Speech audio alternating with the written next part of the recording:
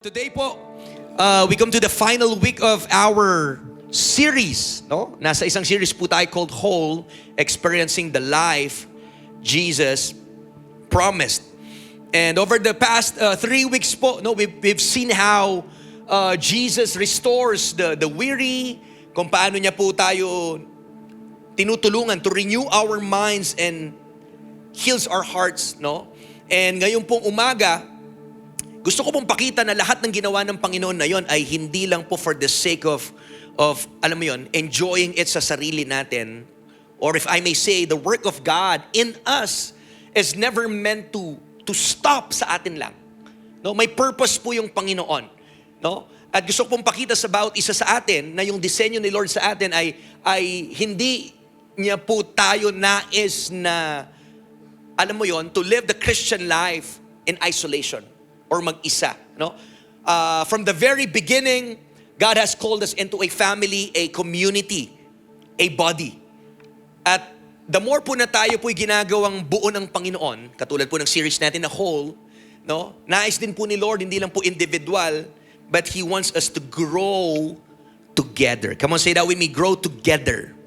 No? At ang healthy na church po, I believe, is not just para lang po yun sa mailan na tao. Or if I may say, yung healthy church isn't built by few strong Christians, but it is built as every believer grows, serves, and follow Christ. Ito po yung pag-usapan natin in Ephesians chapter 4. If you have your Bibles with you, basahin po natin.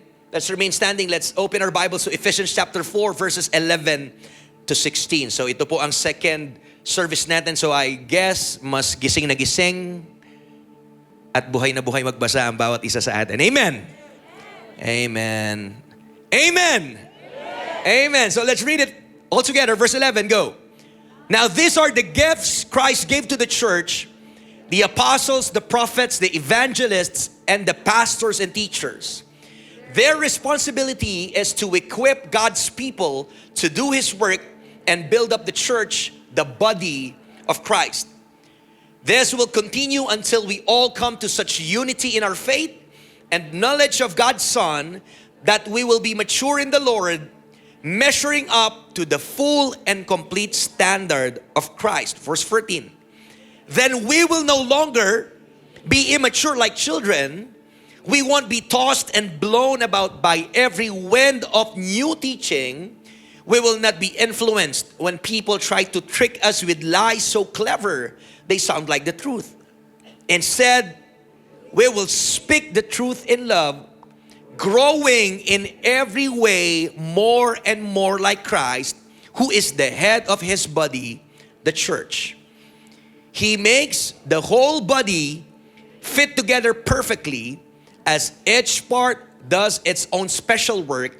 It helps the other parts grow so that the whole body is healthy and growing and full of love. Palakpakan po natin. Pinagpala na po yung salita ng Panginoon. And for our series ender, the title of my sermon is Whole Together. Amen. Come on, say whole together. Amen. Makakaupo na po ang bawat isa sa atin. Again, isa pong malamig na umaga. Sana po laging ganito ang lamig, no? Para tayong nasa Baguio, no? Pwera lang po sana ang malalakas na ulan, no? But again, kahit ganyan po ang panahon, God is still good. And He deserves all the praise and all the glory. Tinuturuan po tayo ng Panginoon na ang ating pagpupuri sa Panginoon ay talagang maging weatherproof. Ayan. Amen. Congrats mo naman katabi mo, sabihin mo, praise God, nandito ka. Amen. Di ka naman dumami, di ba? Amen. Amen. We honor you. We appreciate you po for your commitment.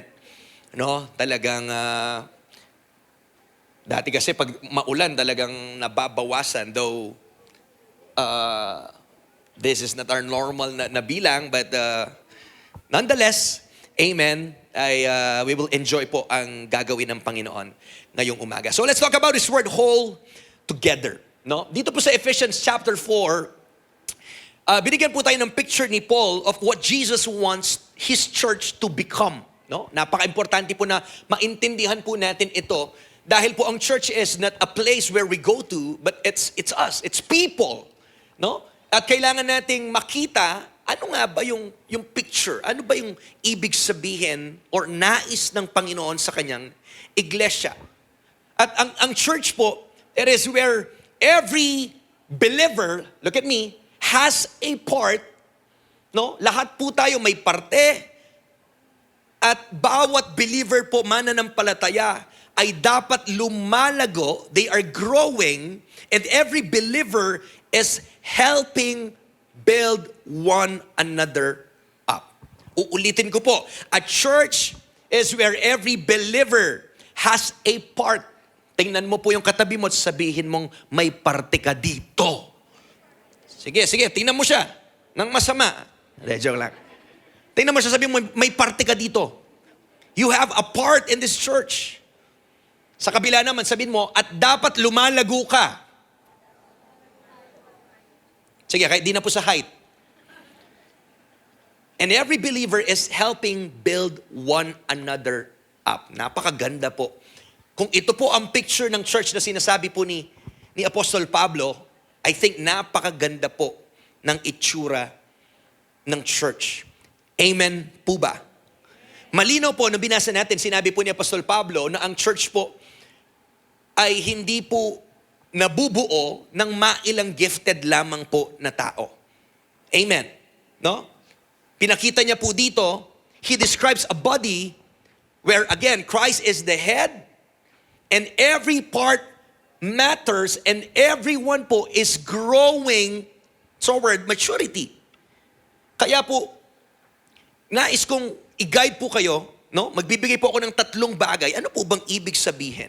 What does it look like for us to become whole together? Habang tayo po ay binubuo ng Panginoon, hinihil niya po yung ating mga puso, nare-renew yung ating kaisipan. For the past 3 weeks, yan po yung pinag-usapan natin. No? So ngayon, ano po yung itsura naman na tayo po as one church, we will become whole together. So let me give you 3 things based po sa sinabi ni Apostol Pablo in Ephesians 4. Number 1 is this. Christ designed every believer to build the body.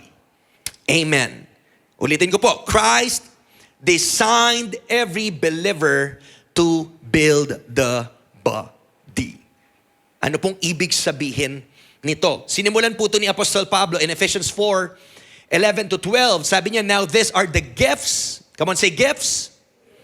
No, gifts Christ gave to the church. Pwede pong pahinaan ng onti yung monitor ko. Salamat po. These are the gifts Christ gave to the church. The apostles, the prophets, the evangelists, and the pastors and teachers. So, ang responsibility daw po nila, basahin po natin verse 12. 1, 2, 3, go. Their responsibility is to equip God's people to do His work and build up the church, the body of Christ. Maliwanag po, no? I want to start by saying that if you have noticed, yung nagbigay po ng gifts ay walang iba kundi si Christ mismo. Christ Himself, siya po ang nagbigay ng mga gifts na yon, no? Since Christ Himself, because He is the head of the church, He knows what exactly kung ano po ang need ng iglesia. Amen. Sino po dito natutuwa? We have these gifts na binigay ng Panginoon. Aren't you glad we have a pastor, we have teachers, we have evangelists? Palakpakan po natin ang Panginoon. Amen. So ito po yung mga niregalo ng Panginoon sa church. Or if I may say, these are the leadership gifts, no, given to the church. Pero ngayon po, gusto ko tingnan natin ng mabuti kung ano ba yung primary responsibility nila. No, dito po tayo magugulat kasi hindi ko po alam kung nasanay ang bawat isa sa atin na pag pumunta ka sa church, yung iniisip mo, it's the job of the pastor to do everything.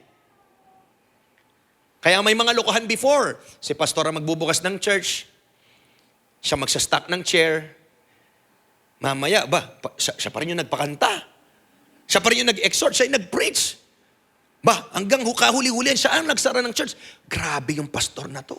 Superman. Kala natin nakakatuwa na ang sipag ng pastor. But I think masyashock po tayo dito kung titingnan natin yung disenyo ng Panginoon at mapapansin natin that it is not the primary responsibility of the pastor or the teachers, apostles to do the ministry alone, but ang goal po, ang calling nila is to equip God's people for ministry. Come on, say equip. Ang pinapagawa po pala ng Panginoon sa amin ay i-equip kayo, i-train kayo, turuan kayo, tulungan kayo so that kayo po ang gagawa ng mga bagay na to na pinapagawa ng Panginoon. So doon pa lang po maliliwanagan tayo, okay, yun pala yung DNA, yung blueprint. Hindi pala dinisenyo ng Panginoon. So mali pala na I'm just on the court side, watching, cheering on for my pastor, cheering for the people who are serving. Well, in fact, dapat pala ako yung, hindi lang pala sila. Kasama pala dapat ako na nagsuserve, na gumagalaw at tumutulong po sa anumang pinapagawa ng Panginoon sa iglesia. Palakpakan po natin yung Panginoon. Come on. Hallelujah. So to equip God's people. In other words, the role of church leaders is not to build the church by themselves, but the role is to prepare God's people to do the work God has called them to do. Amen. Parang po yung ginawa ni Jesus, maisingit ko po, no? In order to reach the masses, si Jesus po, He invested on few people. Hindi pala dinisign si Jesus na po yun, ha? Yes, He can do. He is 100% God and man. But we can see yung pattern na ginawa niya that He invested His life on few people, 12 people who turned the world upside down. Instead of Jesus doing it alone, in-equip niya po, binuhos niya yung buhay niya, nag-invest siya po sa mga taong ito. At kapalit po noon, ang nangyari is ang 12 pong taong ito, ang ginamit ng Panginoon to turn the world upside down, to preach the gospel to the ends of the earth. Kaya po, praise God, inabutan tayo ng gospel.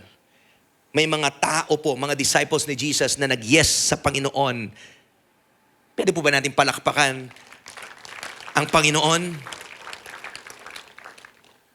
Amen po ba? So dito pa lang po, mababago na kung paano natin tingnan ang church. Sino po dito nagulat sa ganitong way? Can we be honest? Meron po ba? Naakala ko ganito, Pastor, buti na lang. Wow. Napakalinaw ng sinabi po ng Scripture. Dahil marami po, they believe that ministry, it belongs to pastors, to leaders. But according to Scripture, every believer has a ministry. Come on. Some teach, some lead, some preach. Yung iba po tumutugtog. Some are behind the scenes. Some they welcome guests. They give. They pray. Iba-iba man po. They disciple others. Yes, the gifts may be different, but the purpose is the same, to build up the body of Christ. Lahat po ng ministry, lahat po ng ginagawa, isa lang po yung patutunguhan niyan. To build up the ministry, to build up the church. Just imagine, everyone po sa atin na magsasay yes sa Panginoon, talking about building. Imagine, ako, I said yes to God. I'm holding one brick. Brick. Isa. Yung isa na naman, another brick. Another comes, another brick. So imagine, God is building His church through us, brick by brick, by brick, by brick. Imagine, kung bawat isa po sa atin sa kwarto pong ito, we will say yes to Him. Instead of complaining, instead of just cheering on sa mga kasama po natin. Ang pinapagawa pala ng Panginoon, oy, ba't ako nanonood? Ba't ako nag-cheer? May May pinapagawa si Lord dito sa church. Para pala, ang sarap pala when we come together, ang work po mas dumadali, mas gumagaan, mas bumibilis. We can advance the kingdom of God together. Come on, together. Palakpakan po natin si Lord. Come on. Come on, malakas po na palakpak sa Panginoon. I'm here to tell you, nilagay ka ni Lord dito hindi lang para manood. Hello? Sa kadami-dami po ng church dyan, ay magkakatabi tayong church dito eh. Pero kung pinag-pray mo, kung dito ka nililid ng Panginoon, I'm here to tell you, hindi mo maririnig dito yung gusto mo lang marinig. Hello? Maririnig mo dito yung dapat mong marinig.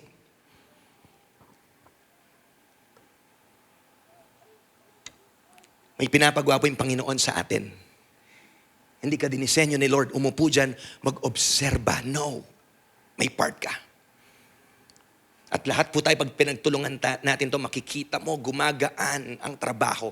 Bumibilis. At mas marami, imagine that, kung pagtutulungan natin.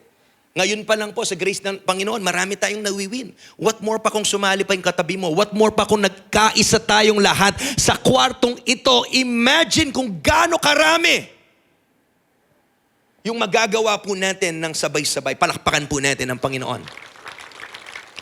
Hallelujah. Kaya po kung titingnan natin yung isang healthy na church, no, healthy churches are never built by a few gifted leaders. Ako po, hindi po ako believe sa mga, alam mo yon, maraming klase ng structure ng mga churches. Meron nga pong ibang mga mega church, they have different locations. Pero ang nangyayari, minsan, sa ibang location nila, napapanood lang, minsan po napapanood nila yung pinaka-head. Wala naman pong, I think, masama. No? Kung titingnan natin. Pero dinisenyo po ng Panginoon na bawat church dapat may nagpapastol talaga. Okay? So yung gusto ko pong linawin dito, hindi lang tayo nakaasa doon sa isang pinaka-leader, pinaka-pastor. Na pag nawala yung pastor, buwag ang church. Hindi po dapat ganon. Dapat magpapatuloy pa rin kasi nga hindi nakasalo sa isang tao lang ang ministry. Lalakad ang church kasi meron pong miyembro na nakakaintindi ng part nila.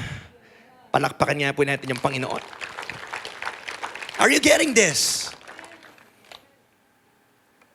They are built when every believer faithfully uses what God has entrusted to them. Napaka-importante po yung word na faithfully. Kaya po, even itong pagpunta nyo ng church, di ko naman ginajudge yung wala. What I'm saying is, kailangan yung maging faithful. It's easy to go to church when it's sunny day. It's easy to go to church, napaka-exciting mag-serve pag okay lahat. May blessing ka, okay yung family mo, business mo. But here's the thing, paano when you hit rock bottom? Paano pag sumadsad ka? Paano pag may nangyari na hindi mo expect? A loss of a loved one? Or you may receive a bad report from the doctor? I don't know. Madali pong mag-serve pag okay lahat. Pero yung challenge dito is for us to stay faithful no matter what. Sunny day man, rainy day man, may bagyo sa buhay mo, may answered prayer or wala, tuloy-tuloy ka lang, tuloy-tuloy. Doon lumalakas ang church. Palakpakan po natin ang Panginoon. Come on. Doon po tumitibay ang church. Hallelujah. We are not just here to attend or to receive. Look at me, church. We are here to contribute. Hindi tayo consumer. Ang church ay hindi restaurant. Ayoko to. Pag restaurant, napipili mo yung gusto mo eh. This one. Pero ang church, hindi po ganon. Mahapde, masarap, masakit, kakainin mo lahat yan. At yung focus natin, anong makukuha ko dyan? Hindi na ganun eh. Kaya po nakakakiliti sa puso ng isang pastor pag may mga miyembro nagtatanong, Pastor, ano pong may tutulong ko? Ay, malalaso kami pag makanta. Nakakakilig. Totoo man.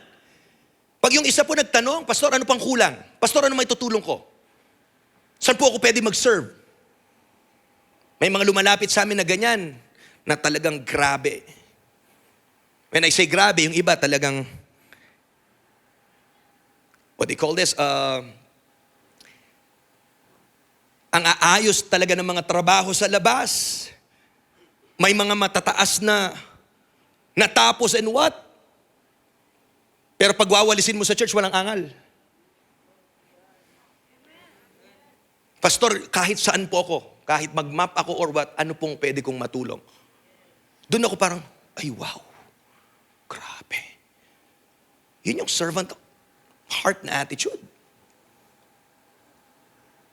Again, hindi na ito patungkol kung anong magagawa ng church sa akin, anong matutulong ko. What has Christ entrusted to me that can strengthen His church? Pwede po ba nating tanong to sa sarili natin? Ano nga ba yung pinagkatiwala ng Panginoon sa'yo? Anong bang gift mo? Huwag ka nang lalayo. Yung pinapagawa ng Panginoon mo, pinapagawa ng Panginoon sa'yo is most likely related dun sa strength na binigay niya sa'yo. Pwede po natin pag-usapan kung meron kang work, kung ang trabaho mo ay ganito, ganyan, ganyan. At gusto mo magtanong, Pastor, paano ko kaya mai-apply yung skill ko, yung talino ko, yung galing ko dito? Paano ito makakatulong sa church?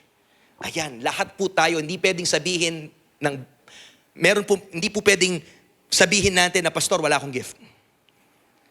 The moment that you receive Christ sa puso mo, meron pong gift na binigay ang Panginoon sa'yo. Spiritual gift. Kaloob na binigay ang Panginoon sa'yo. Maybe hindi ka dito, hindi ka sa pagpipreach or pagtugtog. Pero yung iba po sa atin, sabi ko, gusto nyo masubukang mag-serve.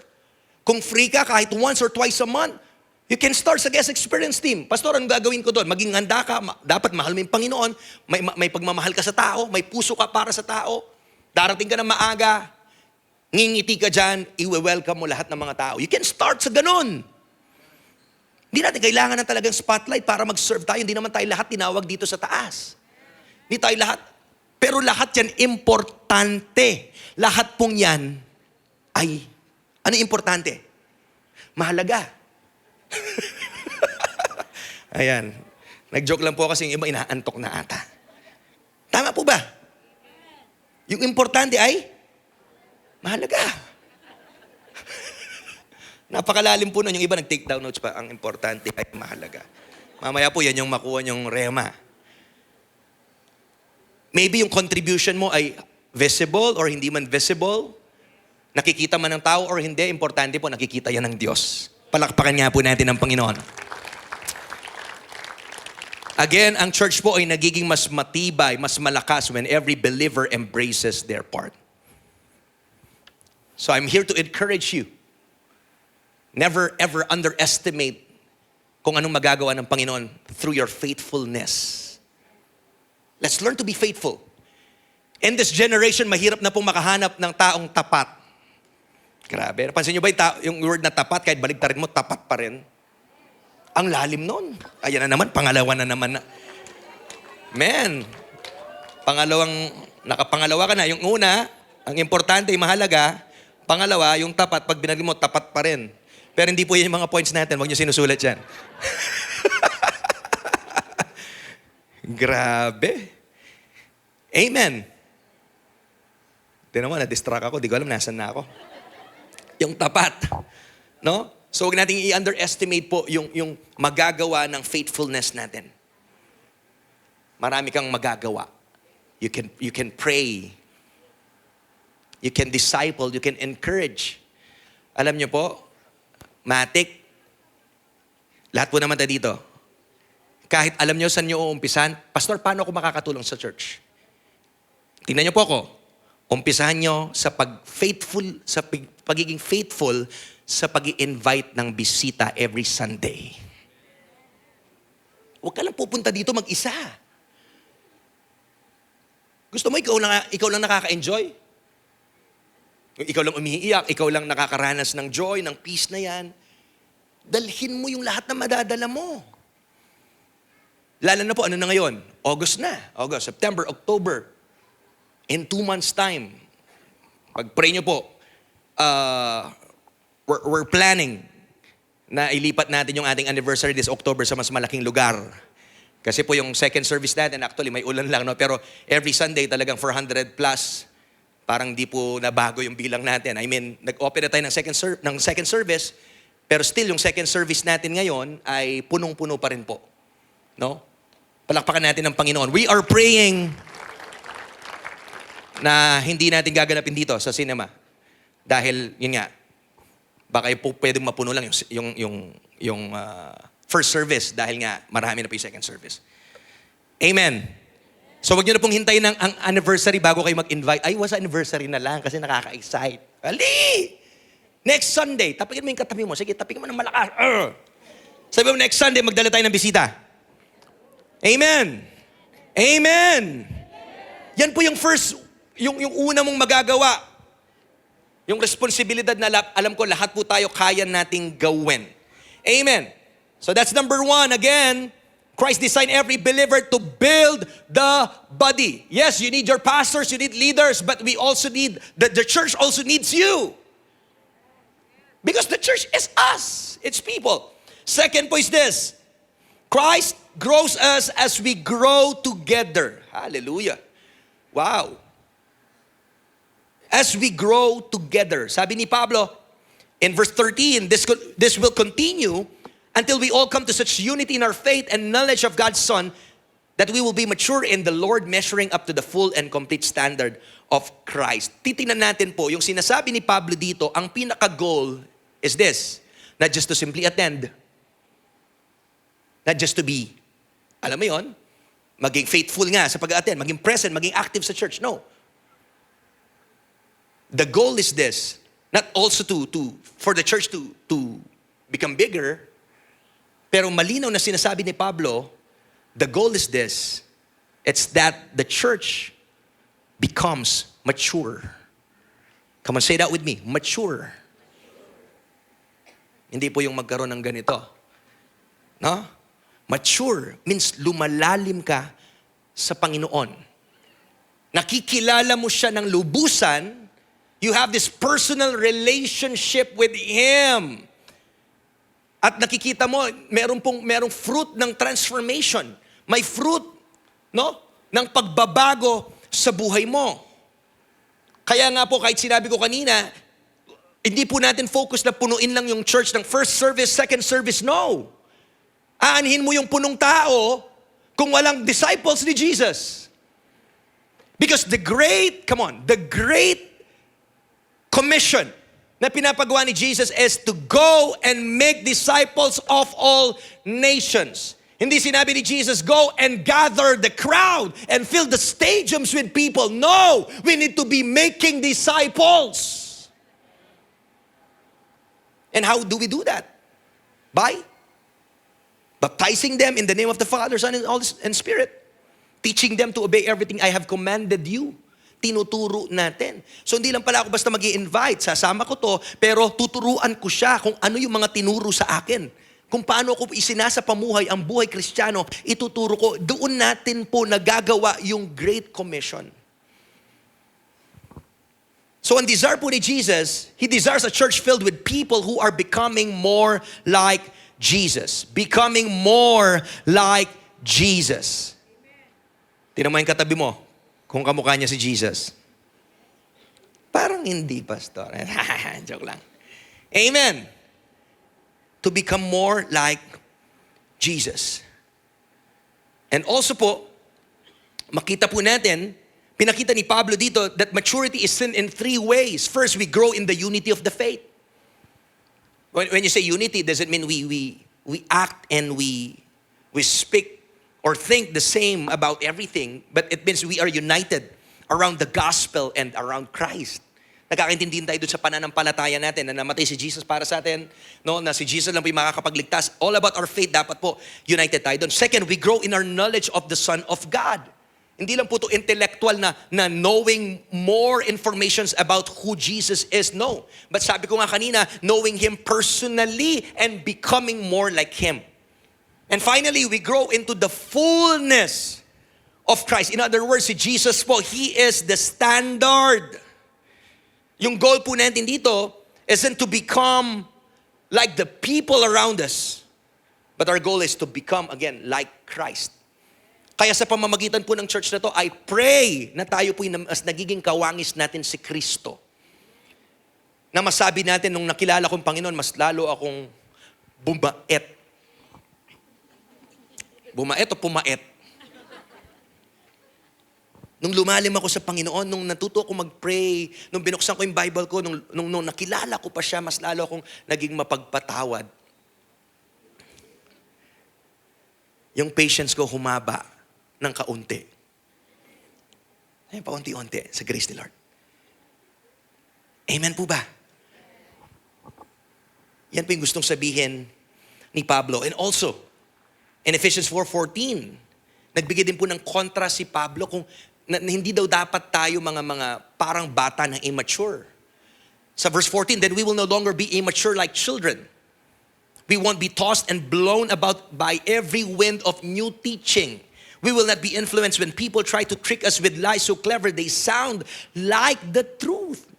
Ang isang Kristiyano daw po na immature pa, syempre, minsan nagiging balat sibuyas. Yung minsan, hindi mo lang daw mapansin sa church. Ay, hindi na ako mag-attend dito. Hindi po, walang ganyan sa darak. Tama ba? Ang spiritually immature po ay madali silang ma-influence. Madali. Di ba yung bata, agad mong may sasabihin ka or what, napapaniwala mo agad kasi nga po, wala pang ugat.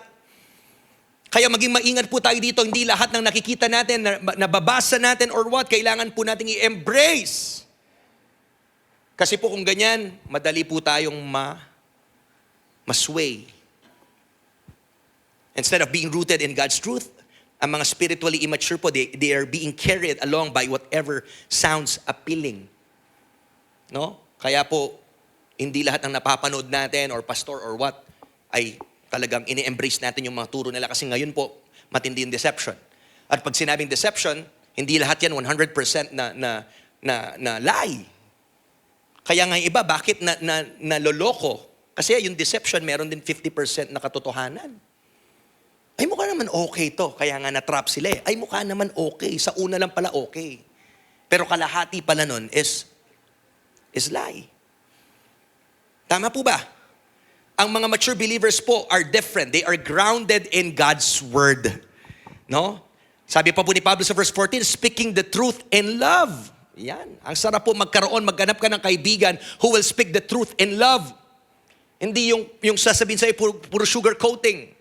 Parang kaibigan mo na may dumi na pala sa mukha mo at nakatingin pa rin sa'yo at nakangiti at walang sinasabi sa'yo. Peking kaibigan yon. When you say speak the truth in love, ang ibig sabihin po niyan, no? Ay kaya kang i-rebuke in a gracious way.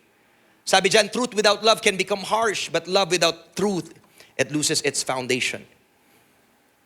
Hindi ko po sinabi na ang church ay dapat tayo ay maging junior Holy Spirit. No? Mas nangunguna pa nag-correct. Hindi po ganon. No? Ayaw po natin marinig na sa church, may mali yan. Anong ginagawa mo? Hindi po to church na maraming naninita. Hindi ko naman po sinasabi din na mamuhay tayo ng kahit paano.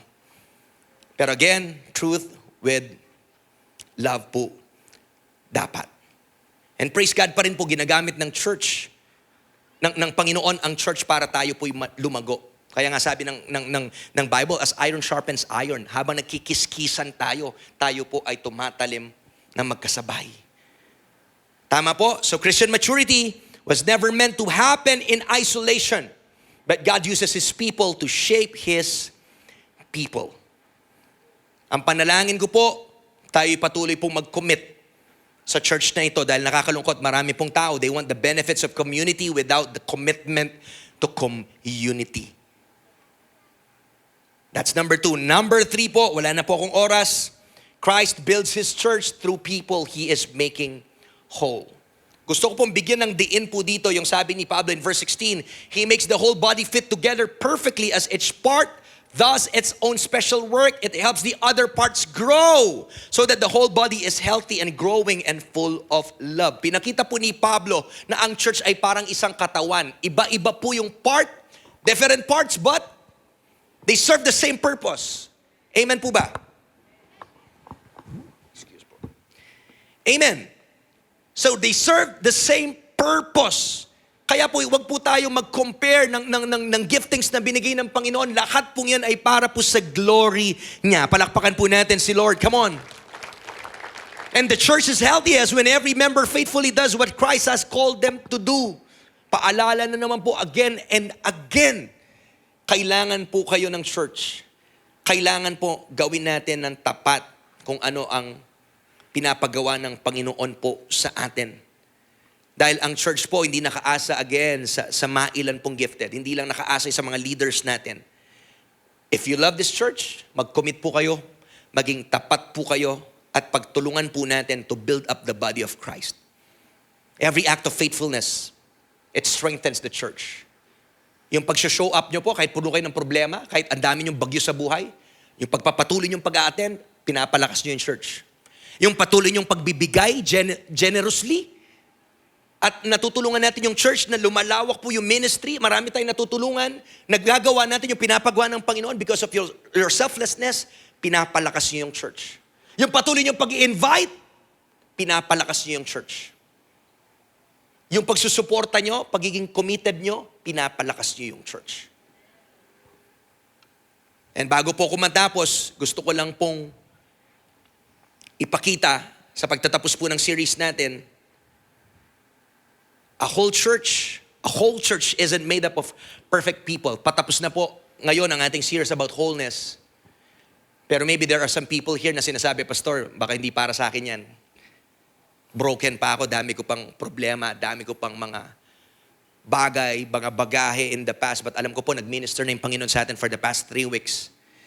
Pero nandito rin po ako to say that a whole church isn't made up of perfect people, but it's made up of people who are continually being made whole by Christ. God can use you even if you are broken, if you are weary. Ano man po yung mga dalahin natin, hindi po yan nakakapagdalawang isip sa Panginoon para di kanya gamitin. No.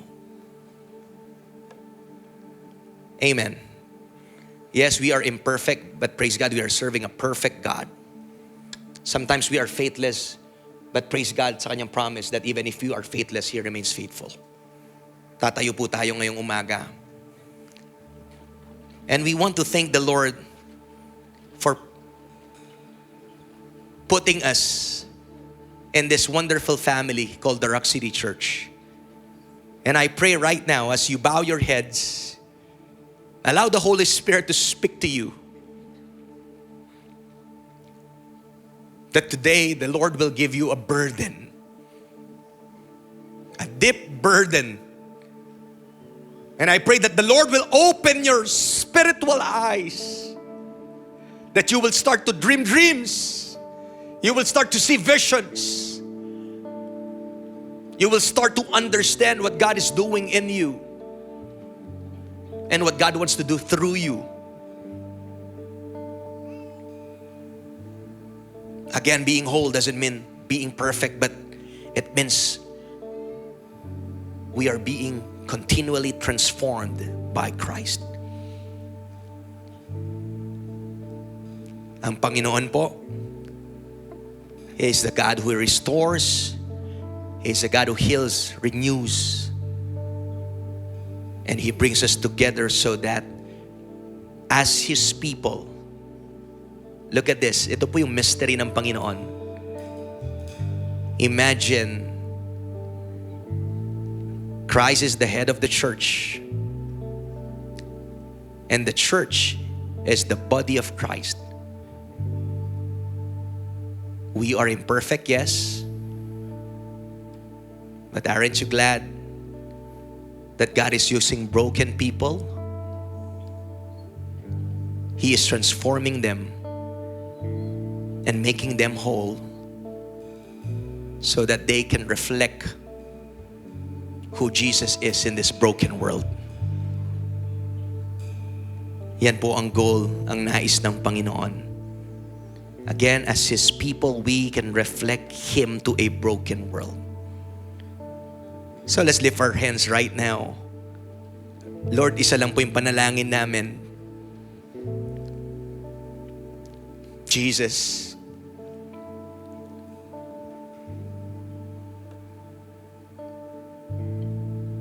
make us more like you. We want to be conformed to the image of your Son, Jesus. Lord, we are here. We surrender our lives to you. We are imperfect. We are flawed. But Lord, thank you for changing us from glory to glory. Thank you for your deep work in us, Lord.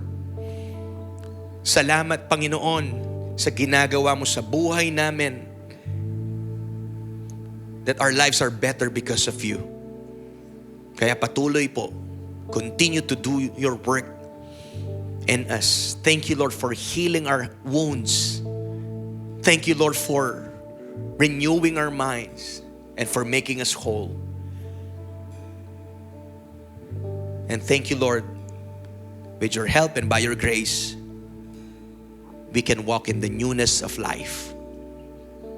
This is wholeness, church, that we are being transformed to the image of His Son.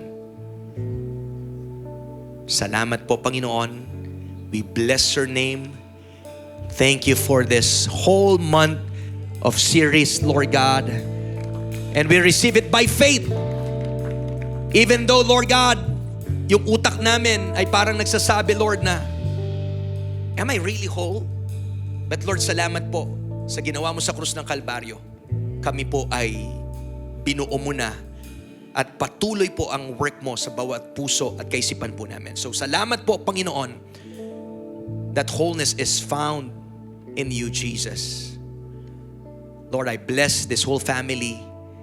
And Lord, we pray that this work that you have started in us will overflow sa mga relationships po namin, even sa family po namin, and sa buong pamilya ng Darak for your glory, God. We give you glory and thanks, oh God. In Jesus' name we pray. Amen.